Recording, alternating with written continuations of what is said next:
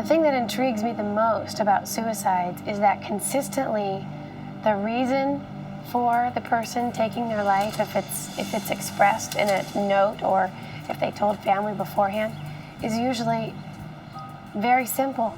Something that you and I and the average person would think would be just an everyday problem, an everyday obstacle. But these people, for some reason, think that it's enough to end their life, enough that they have nothing to look forward to and nothing to live for. Some of the common things that I see are loneliness, retirement, health problems, but then even more commonly, you have relationship problems. Men and women kill themselves if their spouses leave them, if their spouses cheat on them. Young people kill themselves because their grades aren't good enough. The reasons are amazingly simple sometimes. And it always intrigues me why they can't just wake up the next day and try again. What's up, Panic Fam? I'm Hannah. And if it's 2 a.m., the lights are off and the popcorn has gone cold, you know, it's Panic TV time. Welcome.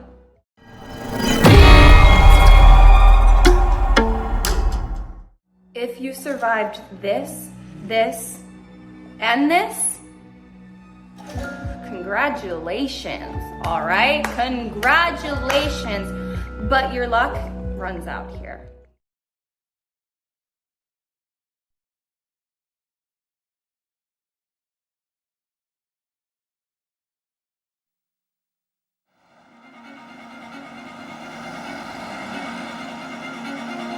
An unidentified man lies dead on the sidewalks of South Central Los Angeles. Who he is and how he died are questions investigators need answered. Not far away, a young mother is discovered dead in her apartment. Investigators struggle to make sense of the clues left behind. These are just 2 of the 164 people who die in Los Angeles County every day. When a death is suspicious, it is the LA County Coroner's Office that gets the answers for law enforcement and brings closure to families. Coroner investigators confront death every day, piecing together fragmented clues. 24 hours a day, 7 days a week. Time of death. The first responders of forensic science are the coroner investigators.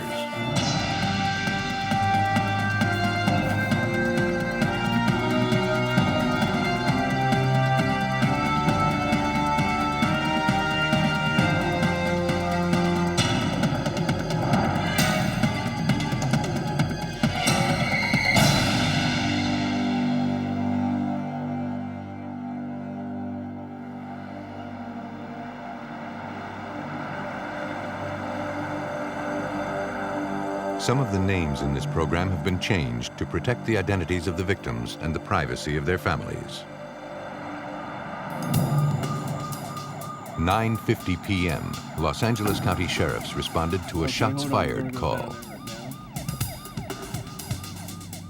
Paramedics arrived within minutes. They treated a seriously wounded man lying on the street. Their efforts were not successful.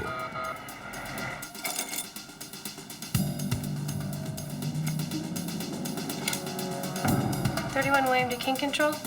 Julie Wilson is a coroner investigator for the County of Los Angeles. 15-20-minute ETA. 10-4, 31 William clear. When most are asleep, Julie's day is just beginning.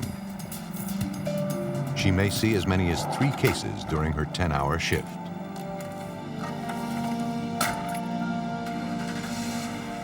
We're being dispatched to a location in southwest Los Angeles. There's an unidentified adult male who's been the victim of multiple gunshot wounds. The circumstances surrounding the shooting are still unclear. While the police conduct a criminal investigation, Julie conducts a death investigation. It is her job to document the forensic evidence found at the scene. Forensics plays a very, very important role in what we do. Forensics is simply science applied to law, and it's an imperative component of death investigation. We use forensics to determine causes of death, to determine modes of death, time of death. We use it to verify a lot of information. There's several people in this place behind us, the 50 people standing in the yard that didn't see it. The coroner investigator first gathers information about the incident from sheriffs and detectives on the scene. Yeah, please let them know. They also interview any potential witnesses. Inside the barrier. Casing at 1, casing at 2, casing at 3, casing at 4. It is her responsibility to positively identify decedents and to notify their next of kin. Julie photographs the body as part of her external examination. A crime scene photographer is also dispatched to the scene to document the entire area. Both sets of photos are kept on file. If requested, the coroner's photos are sent to the detectives to aid them in their criminal investigative process. While police collect any weapons found in the area, Julie gathers any personal effects left on or around the decedent, including any prescription medication or illegal drugs found at the scene. The pipe right by his right hand there, cocaine pipe. Oh, I see. The investigators collect the crack pipe. It is sent to the forensic lab for testing.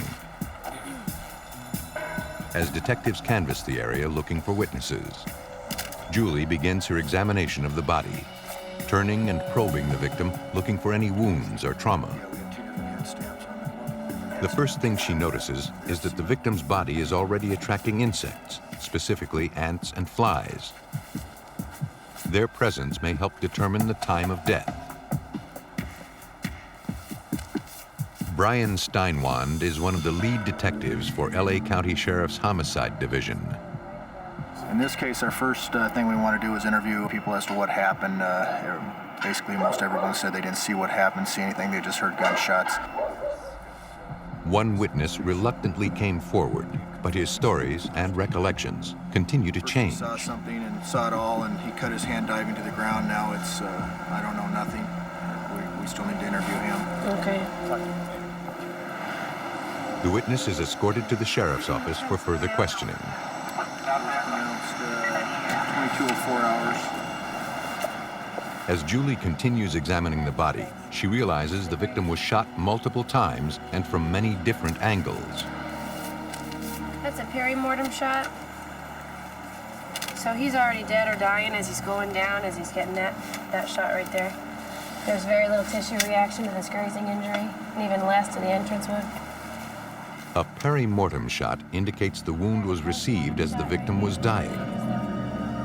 If the wound occurred prior to his death, it would have caused severe bleeding. When a wound occurs perimortem, the body's systems begin to break down. The heart rate slows, and the wounds do not bleed as much as the initial gunshot wounds. So far, one to his abdomen, one right beneath the right nostril, goes in, fractures the upper mandible. There's a gunshot wound at the top of the head right here. Could be perimortem.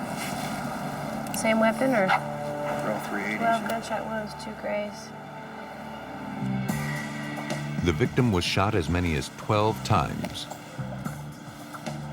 In a preliminary search, investigators located 4 .38 caliber shell casings and 3 fired rounds near the body.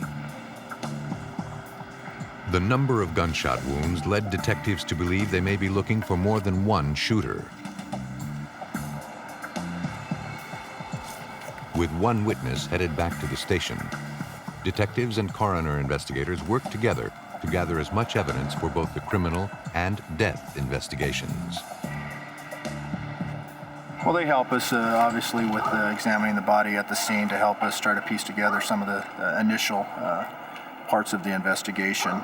They can tell us certain things that may or may not have happened regarding maybe the closeness of the shots or things like that. So it definitely helps us in the initial stages of the investigation, and then obviously at the autopsy we'll learn a lot more. My job is to work hand in hand with those detectives and help them in that end by telling them how the person died. The details of where the shots were fired from, what type of injuries did they inflict, how many times was the decedent shot.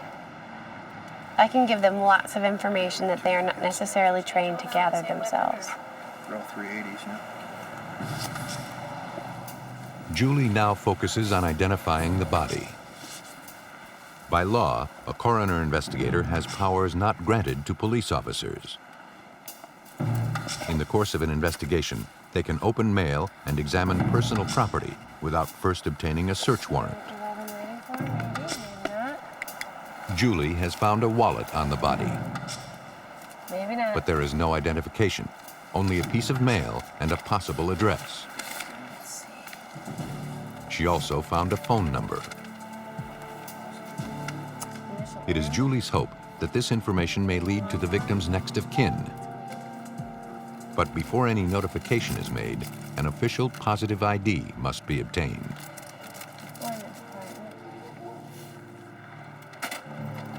The body is transported to the Forensic Science Center, located near downtown Los Angeles, where it will undergo further forensic tests.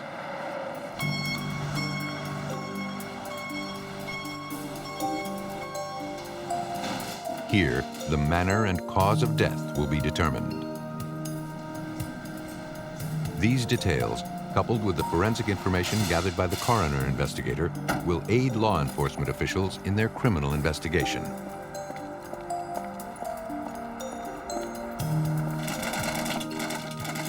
Craig Harvey is the operations chief for the LA County Department of Coroner. The coroner's investigator is a death investigator, which is a slightly different tact than a police officer or a detective, which would be a criminal investigator. The coroner gets involved in deaths to conduct a death investigation. The police generally become involved because they need to conduct a criminal investigation in which a death has occurred. So statutorily, only the coroner is responsible for the actual death investigation. On arrival, the body undergoes a preliminary examination where it is weighed and measured. A gunshot residue kit is administered. It collects trace elements left behind by a fired weapon. The body is also photographed with the case number already assigned on the scene.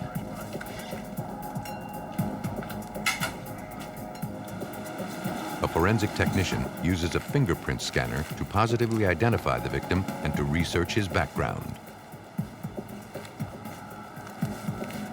The scanner sends a digital image of the fingerprints directly to the California Department of Justice in Sacramento. Inside of 60 minutes, the prints can confirm identification and check for any aliases or criminal record.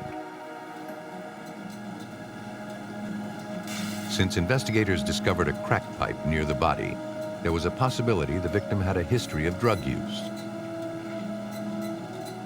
If he was ever placed under arrest, his prints would show up in the system. As Julie completes the forensic exam, she is called away to the second casualty of the evening. She will have to wait for confirmation of the gunshot victim's identity. Like all of her calls, Julie never knows what she may face when she arrives on the scene. 31 William to King Control. What she does know is that each body tells a story. And as a coroner investigator, her job is to give each a voice. 1 a.m. and Los Angeles County Coroner Investigator Julie Wilson is arriving at the second call on her shift. 31 William clear.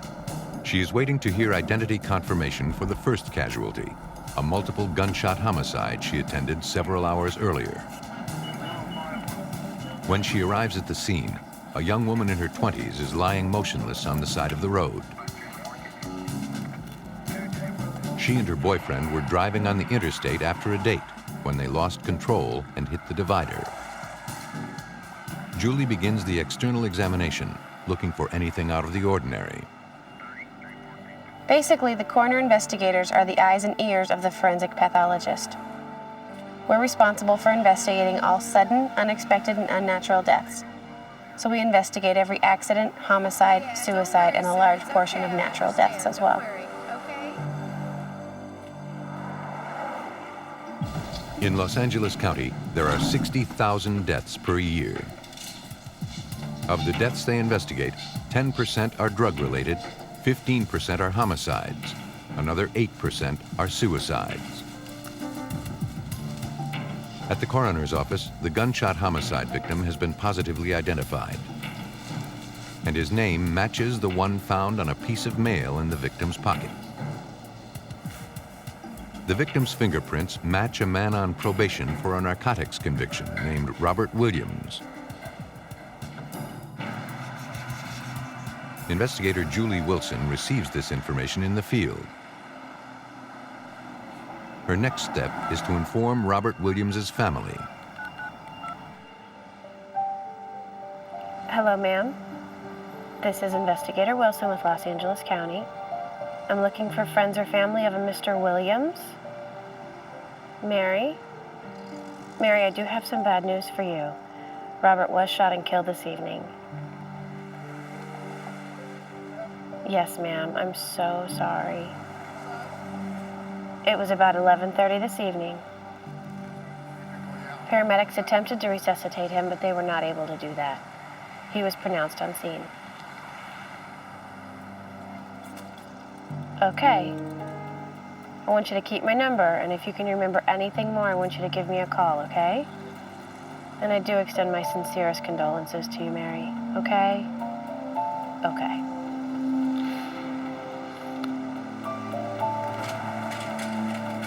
The accident victim is transported to the coroner's office.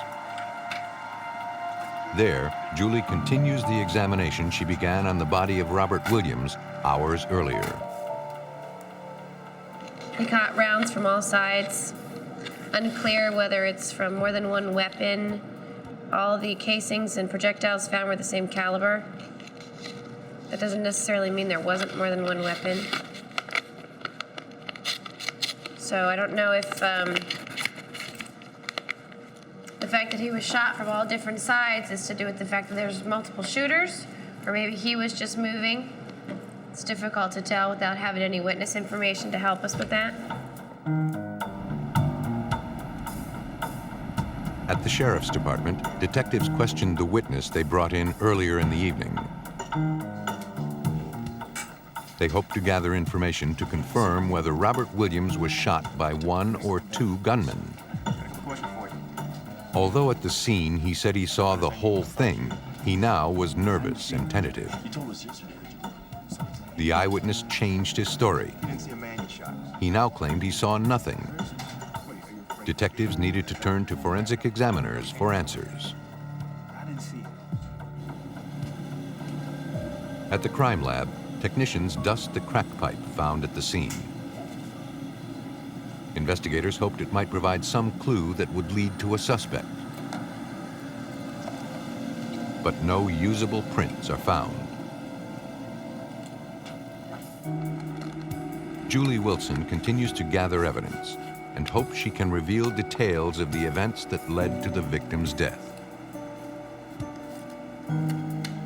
Examination of the gunshot wounds tells me that some of the wounds he received as he was dying and some after he was dead, probably all within a matter of a few seconds.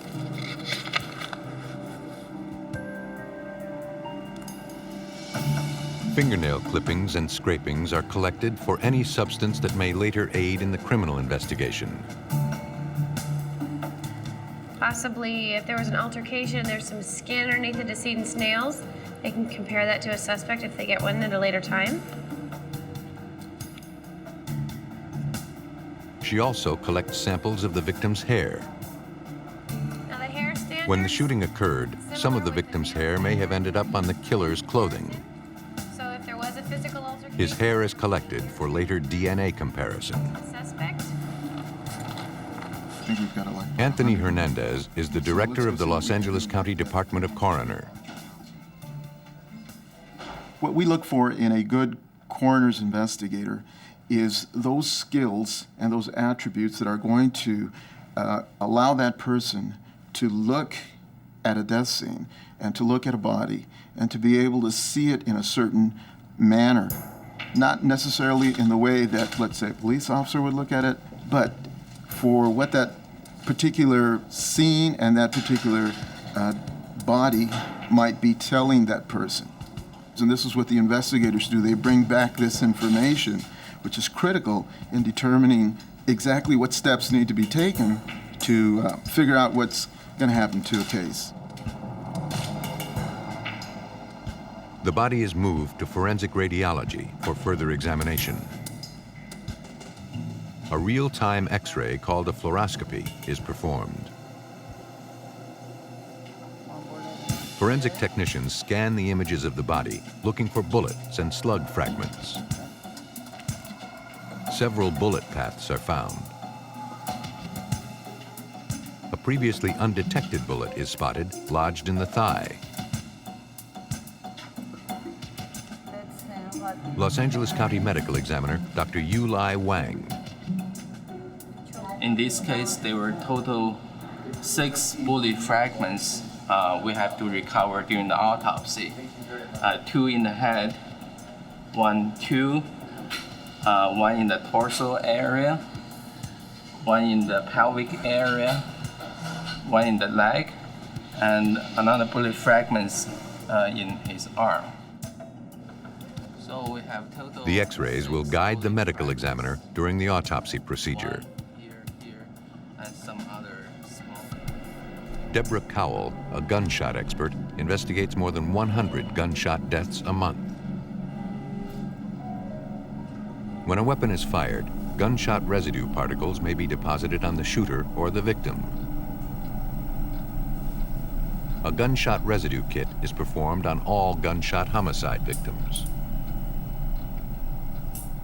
If a firearm has been discharged, what happens is this cloud comes out, and what it contains is microscopic particles that are going to come from the bullet. They're going to come from the jacket if there's one present. But the particles we're most interested in are the particles that come from this area. This circular area here at the base of the cartridge is where the pressure-sensitive explosive is. And some of the particles that come out of that region are highly specific to the discharge of a firearm. A gunshot residue kit can determine how close the victim was to the shooter when the weapon was discharged. It can also indicate whether or not the victim also fired a round.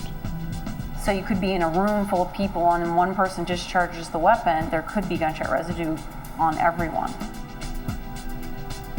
Using a scanning electron microscope, she can locate the smallest traces of gunshot residue. This information can provide investigators with the shooter's location at the time of the crime. And it also can identify the caliber of the weapon. Again, it's just a piece of the puzzle. It's not going to tell us the whole story. It's just going to give us a piece of information that can be helpful. It can corroborate a story or not corroborate a story. Investigators need more information to support their crime theory that there may be 2 shooters using 2 different weapons. The body is transported to the autopsy room, where the bullets will be extracted from the victim.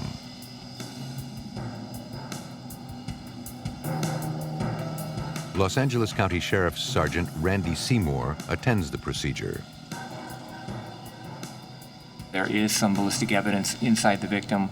1 round has been recovered so far, which at least on the surface doesn't look like it matches the rounds that we recovered at the scene, which kind of adds to the theory that there may have been more than 1 weapon. Ugh, I swear my neighbors think I'm probably getting murdered right now. At autopsy, 6 bullet fragments were recovered, including the previously undetected bullet from the victim's thigh.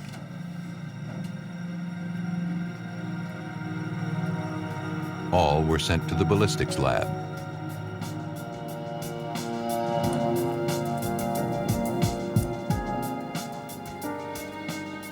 Examiners concluded 5 bullets came from a .38 caliber weapon.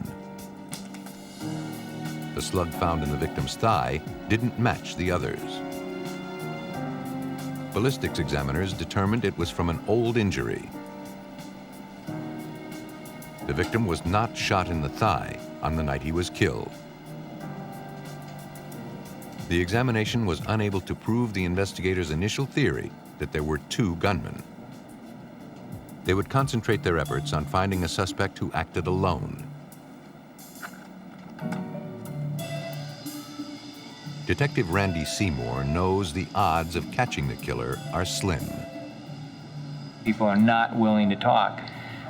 It's going to be very, very difficult to solve this case. Each year, hundreds of homicides in Los Angeles County go unsolved.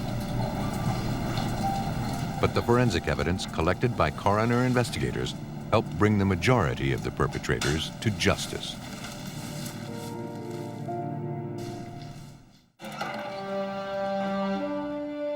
Coroner investigator Julie Wilson conducts death investigations for the County of Los Angeles. The coroner's office is legally responsible for determining the cause and manner of death, positively identifying the decedent, and notifying the next of kin. In total, the coroner investigators of Los Angeles County are called to examine on average 28 deaths a day. The Los Angeles County Coroner's Office performs autopsies on 15 to 30 bodies a day. Each year, the Los Angeles County Coroner investigates 20,000 sudden, violent, or unusual deaths. The bodies are brought to the Department of Coroner's Forensic Service Center, located near downtown Los Angeles, the largest such facility in the country.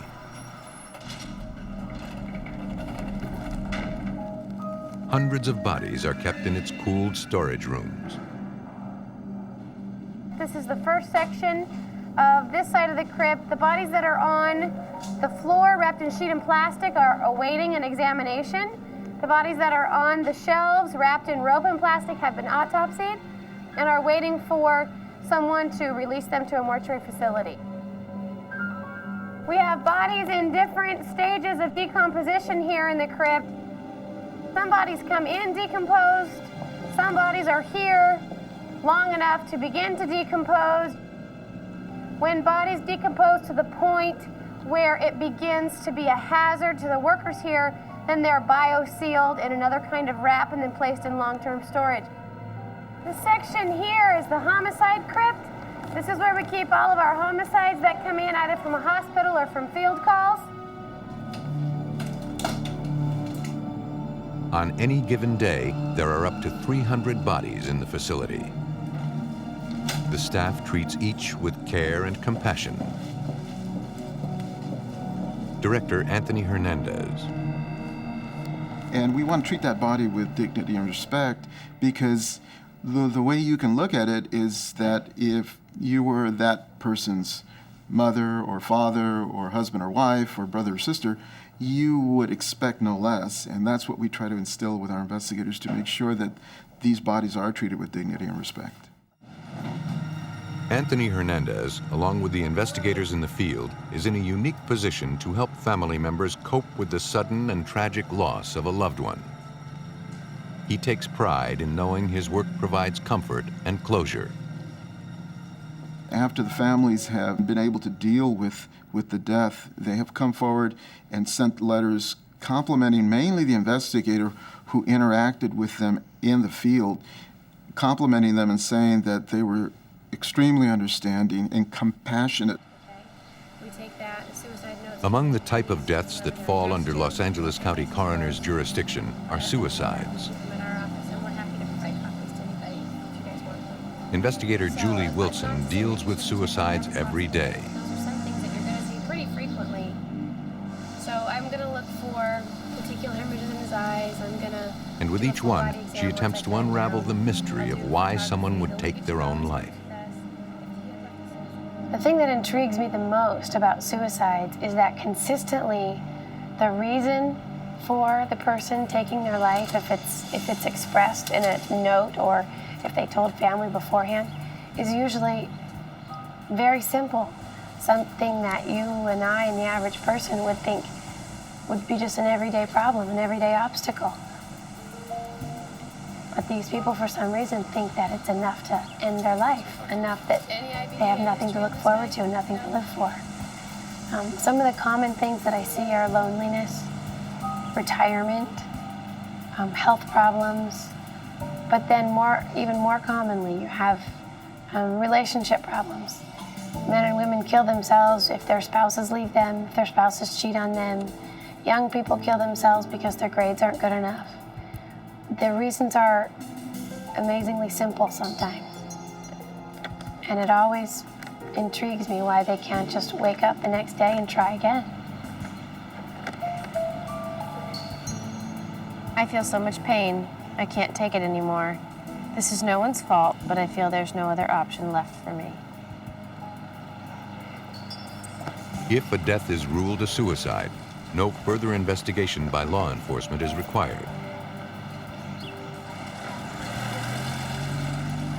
But Julie still has a tough job ahead. Notifying the next of kin is one of the coroner investigator's most difficult tasks.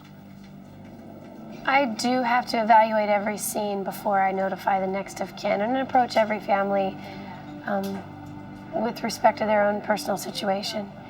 But for the most part, I try and handle everyone with the same compassion and respect.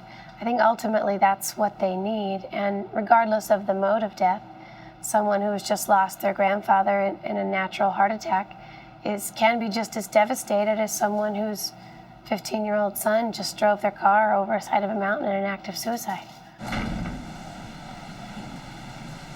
The goals of the coroner's office: to assist in solving crimes and aid families in their time of need, are responsibilities Chief Craig Harvey says the office makes every effort to meet every day. We are able to help the families, and a lot of times it's something as simple as being at the other end of the phone when the family has a question or a concern, or they just want to talk. A lot of the people have either minor guilt feelings, or maybe they have very close feelings for the person that they just lost, and sometimes they just want to talk to somebody about how they feel about that particular person or who they were in their life. Coroner investigators rely on photographs that document the entire process. Are these overlapping ones? That's Are those overlapping. multiples? Multiples, yeah. James Navro is head of forensic photography. What's the surface street traffic? I've been doing this for 30 years, and I've photographed probably 10,000 murders myself, in-house. So I've seen quite a bit of it. Well, you never get used to what you see here. You learn to just look at it from the perspective of trying to glean information to help put the bad guy away. That's how you keep your head on straight here, is you've got a purpose here, trying to help the investigation. So you have a tendency to look through these cases. I mean, it's difficult to look at anybody that's chopped up in little pieces and not react to it, but you learn. The coroner's office supplies forensic services to 35 police agencies over 4,000 square miles in Los Angeles County. There are 50 coroner investigators. Each must learn to observe death down to the smallest detail. The coroner investigator will see more dead bodies in a year than a lot of police detectives may see in a career. So they're more attuned to nuances and changes and similarities with bodies. The coroner's investigators are critical to this whole process because they're the first on the scene. They're the ones that are going to be looking at those vials of pills and looking at those wounds as they first see them, looking at the position of the body, looking at what might be critical in giving us clues about what happened to that individual just prior to the death.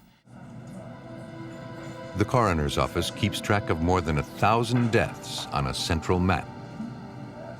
This represents the homicide spread and traffic accident spread in the county of LA. Each of the red tags you see there represents a murder, a reported murder to us. The green dots are a reported traffic accident. James Navro has yet to post 53 more murders and 28 traffic deaths that occurred in the last 2 weeks. By January of next year, you won't even be able to see this area. That'll be solid red. All the way down to the beach. 911, what is your emergency? Once again, the LA County Coroner's Office is called to a homicide in South Central Los Angeles.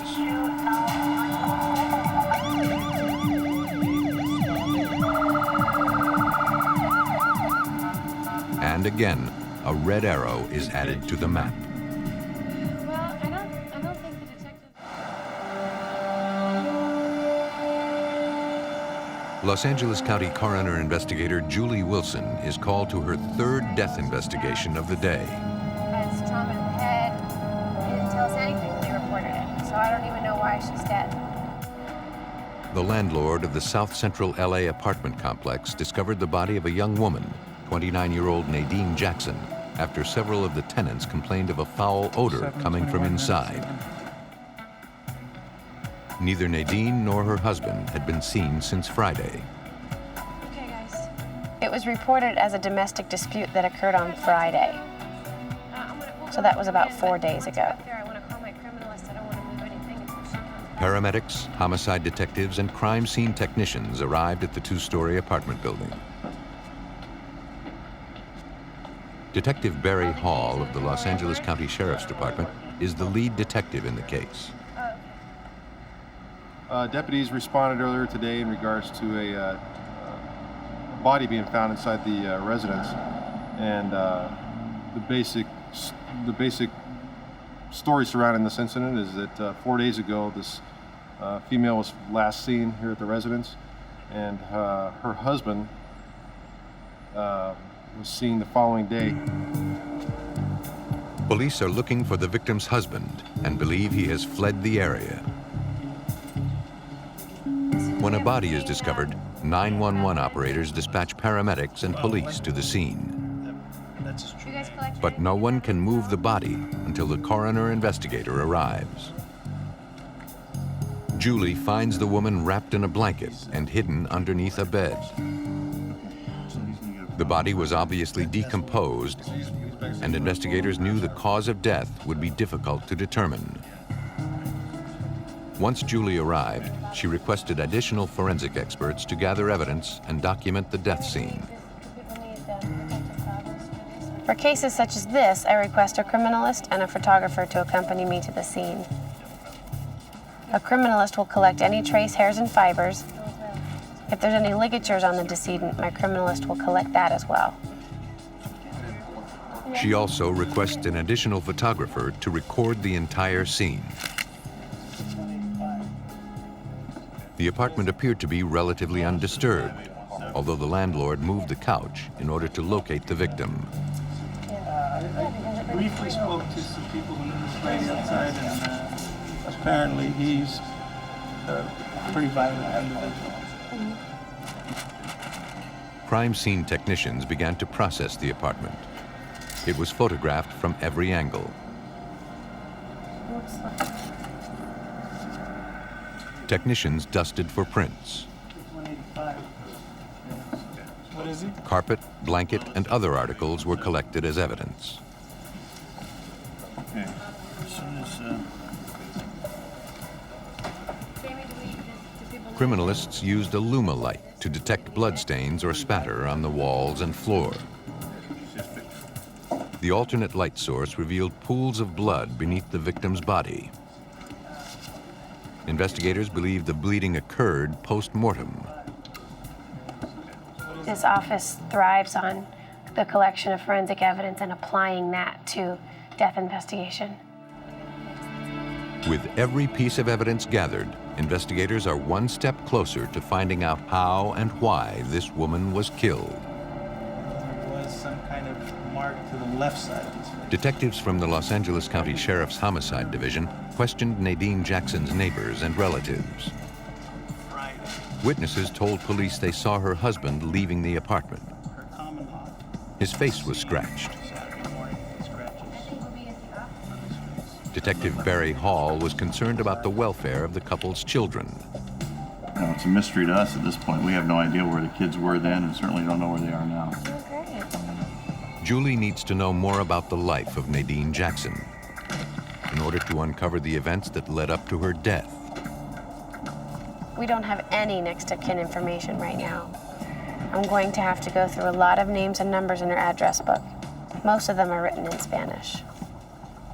The coroner investigator's duties require them to learn about the victim. Looks like she was sort of a self-employed lady.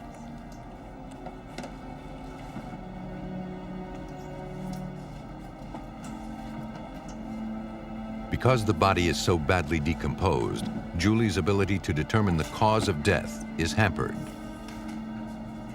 Decomposition tends to mask trauma, so when you're doing an external exam, it's a bit more difficult to substantiate why someone has died. It's very difficult to tell how long they've been dead because everyone decomposes at different rates. Do you think we're going to see any structural damage inside For the autopsy? Oh, yeah. One way to determine how quickly the body is decomposing is by the temperature in the room. The higher the room's temperature, the faster the body decomposes. This information is used to estimate the time of death. In this case, the body has already adjusted to the room's temperature, which is 90 degrees, causing rapid decomposition. Investigators believed she had been dead for 4 days. As Julie conducts a preliminary examination, she notices trauma on the victim's hands, indicating Nadine Jackson may have fought back during a struggle. Any of the nails look broken? Thumbnails do. Both thumbnails look broken. Eye gouging, maybe? You know, feeling around for any fractures. Didn't feel any. It's a little difficult to tell on a decomposed body. It's in this advanced stage of decomposition as this one is, because the head, the scalp feels a little spongy.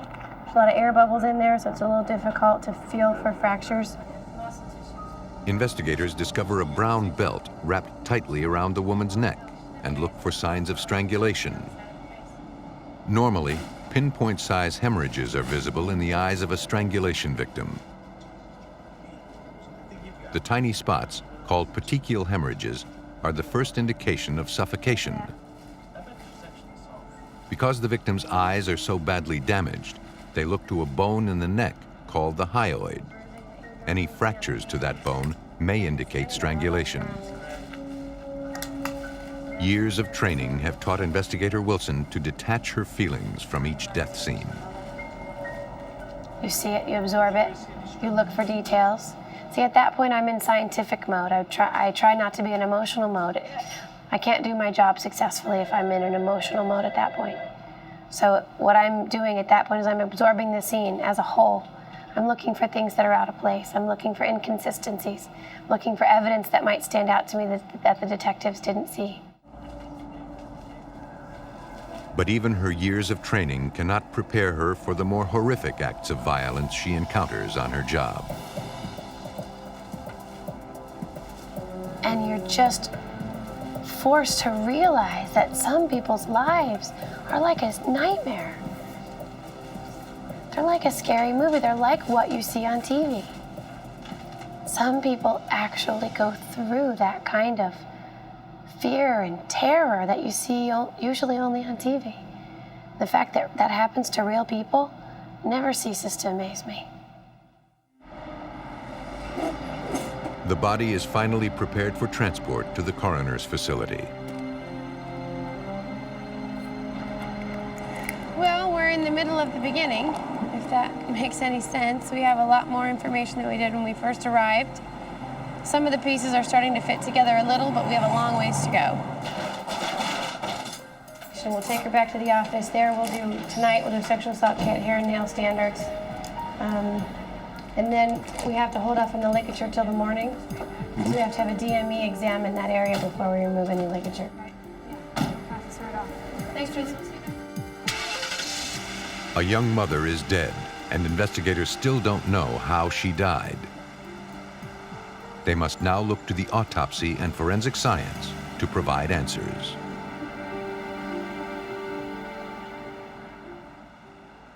If you could slap one character for their dumb decisions, who would it be? Huh? Go on. Vent in the comments. I can't wait to read. A young mother was violently murdered in her Los Angeles home. Forensic examiners and detectives looked to uncover the cause of her death. Julie Wilson is the lead coroner investigator on the scene. Pieces are coming together as far as we have a little bit more information on the possible cause of death. The mode of death, even if we hadn't seen anything significant inside the residence, I would have gone ahead with the mode of homicide simply because the circumstances were suspicious. The body of Nadine Jackson was brought to the Forensic Science Center near downtown Los Angeles. Due to the rapid decomposition of the body, the technician wears special biohazard gear to cover the mouth and eyes. Hair and fingernail samples are collected, looking for signs of a struggle.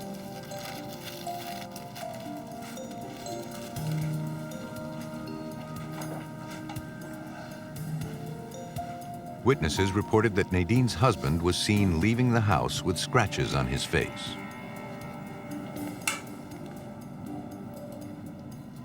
At autopsy, forensic examiners concluded she had died of asphyxiation. She was strangled using a belt wrapped around her neck. A sexual assault kit was also performed. The results were inconclusive.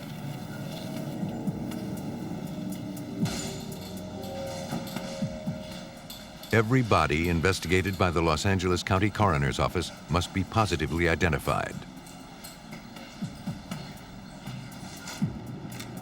Investigators knew the advanced decomposition of the victim would make this difficult. An attempt is made to fingerprint the victim, but the skin on her fingers is so badly decomposed it cannot be processed through the scanner. In the hopes of recording prints, the fingers need to be rehydrated. Forensic technician Jose Hernandez performs the procedure.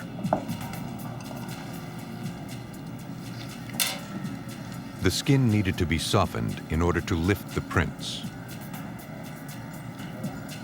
A mixture of DMSO, a chemical solvent, methanol, and ethanol is injected into the fingers to bring the individual grooves and ridges back to the surface. Be honest. Did you watch the last scene through your fingers? Comment yes or no. Once softened, the fingerprints are easily lifted. Man, very good, very good. I want to try to see the ridges between this magnified glass. I see excellent fingerprints for comparison in the driver's license. A positive match is found with a driving record at the California Department of Motor Vehicles, IDing the young mother. Now, Julie has the difficult task of notifying the family. Notifying the next of kin never gets easier. I've been doing this for 5 years now, and every time I walk up to someone's front door, or every time I pick up the phone and call and tell someone, I still get butterflies in my stomach. It never gets easier. Coroner investigators, like Julie Wilson, encounter a unique view of life and death that few of us will ever experience. It's changed my notions about death in the respect that I didn't used to think about it much. Now I think about it quite frequently. And I think about death not so much as far as my own, but more so as just death in general and what happens to you when you die. Questions that everyone eventually asks themselves, but this job forces me to ask them maybe earlier in my life than I might have otherwise. It's a natural human trait to forget how much the people that are closest to you mean to you. But this job makes you remember every single day. That makes me appreciate my life much more. And I think that I can go home every day and say that I feel like I'm good at my job. How do I know? I don't know if I am or not. I feel like I am. Every day, it's the LA County Coroner Investigator's job to deal with death. They interview reluctant witnesses, talk to grieving families, and apply cutting-edge forensic science in the hope that they can make sense of the senseless deaths they encounter every day.